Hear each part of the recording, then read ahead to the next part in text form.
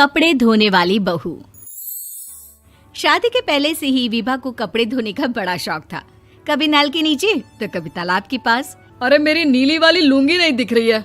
विभा की अम्मा, कहाँ रखी है लुंगी? अरे वो तो विभा ने परसों ही धोकर रखी थी आपकी अलमारी में, देखो वहीं होगी। वो ना मैंने आज धो दी, मुझे लगा कि गंदी हो गई होगी। अरे कैसे गंदी हो गई थी? उसे तो मैंने पहना भी नहीं। हे भगवान, इस लड़की के कपड़े धोने की आदत से परेशान हो गया हूँ मैं। जितना तो घर में राशन नहीं आता, उससे कहीं ज्यादा डिटर्जेंट पाउडर का खर्चा है। इसकी शादी करवा दो, शादी जाए अपने घर में ही करे काम, फिर चाहे घर के कपड़े धोने हो या पूरे गांव के। हाँ ठीक बोल रही हो, देखता हूँ मैं कोई लड़का। वो दिन भी आ जाता है जब विभा को देखने लड़के वाले आ जाते हैं। लड़की मुझे अच्छी लगी। होने वाली सास कहती है, बेटी अगर कुछ पूछना है तो पूछ लो। वैसे तो हमारी लड़की बहुत ही शर्मीली है, जो बोल दो वो मान लेती है, इसे क्या पूछना होगा। अरे कैसी बात कर रही हो माँ, मुझे इन लोगों के घर रहना है, सवाल तो कई है।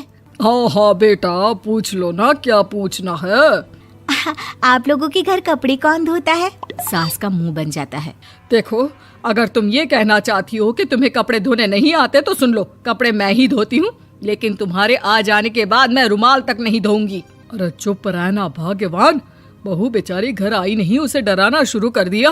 वो क्या है ना बिटिया, अभी तक तो ये कल्लू की माँ ही धोती थी, लेकिन अब तुम्हारे पापा तो दहेज में वॉशिंग मशीन देंगे ही।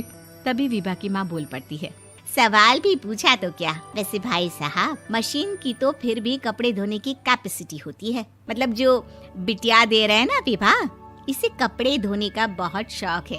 ये आप लोगों के क्या, आस पड़ोस गांव मोहल्ले सबके कपड़े धो दे और उफ तक ना करे। बाहर देखा नहीं आपने कितने कपड़े सूख रहे हैं? सब हमारी बिटिया ने ही तो धोए हैं। बस भी करो ना माँ, शर्म आ रही इतनी तारीफ सुनकर। और तो और एक दाग निकाल कर दिखाओ तो मान जाओ। हाँ अच्छा, माफ करना बेटा, मैंने गलत समझा। हमें तो रिश्ता बहुत पसंद है। और ऐसे जुड़ जाता है रिश्ता कपड़े धोने का शौक रखने वाली विभा का। उसकी शादी हो जाती है कोयला फैक्ट्री में काम करने वाले कल्लू के साथ। शादी के बाद अचानक विभा चिल्लाती हुई सास के पास आती है। सासू माँ, अरे सासू माँ कहाँ है आप? ये तो धोखा है, धोखा दिया आप लोगों ने मुझे। इसे ससुर के चक्कर के बारे में पता चल गया। अरे तो उसमें तुझे क्यों धोखा मिला है? अरे नल में पानी नहीं आता, कपड़े कैसे कब धुलेंगे? अच्छा, तू पानी नहीं आ रहा उसकी बात कर रही है। तो आपने क्या सोचा? कुछ नहीं।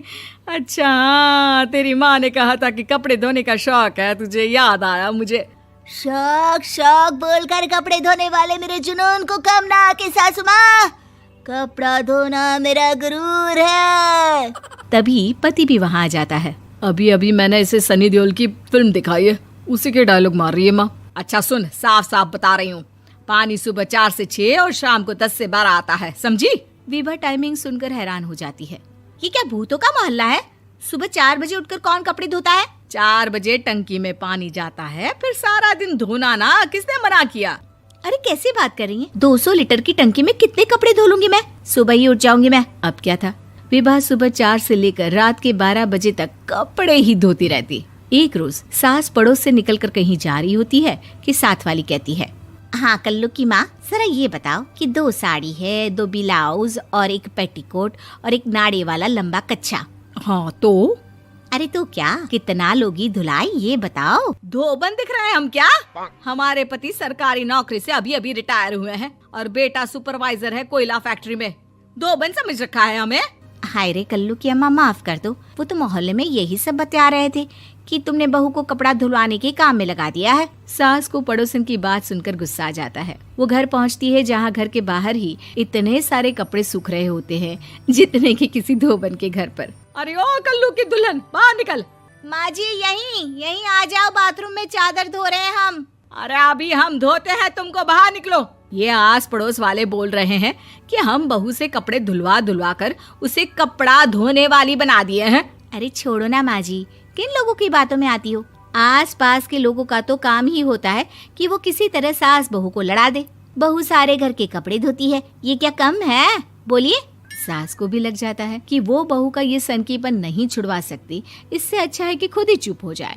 एक रोज सास और बहू मंदिर जाते हैं, जहाँ सास की साड़ी वहाँ खड़ी भीख मांगने वाली से मिलती है। माँ जी क्या बात है, आपकी साड़ी उस भिखारन से कितनी मिल रही है ना? हाँ हाँ देखो तो, दोनों की साड़ी मिल रही है। क्या बात है कल्लू की अम्मा, तुम खुद को तो अफसर की बीवी बताती हो और ऐसी सिंपल सी प्लेन साड़ी पहनकर घूमती हो। सिंपल और प्लेन नहीं है ये साड़ी। तो क्या सोने के धागे से फूल बने हैं? कुछ भी सासू माँ, कुछ भी। हाँ बने थे इस साड़ी में सोने के धागे से फूल। मेरे पति लेकर आए थे मद्रास से स्पेशली मेरे लिए 10,000 की। ताहे भाई साहब इस भिखारन के लिए भी सेम टू सेम साड़ी लेकर आए होंगे 10,000 की। सास उस वक्त तो कुछ नहीं कहती, लेकिन बहू के साथ घर आती है और अलमारी से एल्बम निकाल कर लाती है। ये साड़ी देख रही है, ये वही साड़ी है जिसे मैंने अभी पहना था। इस साड़ी में ये जो चमकदार फूल दिख रहे हैं ना, ये सोने के धागों से काटे गए हैं। लेकिन तू लोकल वॉशिंग मशीन ब्रश से घिस घिस कर सारे फूलों को निकाल कर साड़ी प्लेन कर दी। मुझे माफ कर दीजिए सासू माँ। और तो और, जब मैंने तुझे तेरी गलती के लिए कुछ नहीं कहा, लेकिन तूने तो सबके सामने मेरा मजाक ही बना दिया। क्यों? बहू को समझ में आ जाता है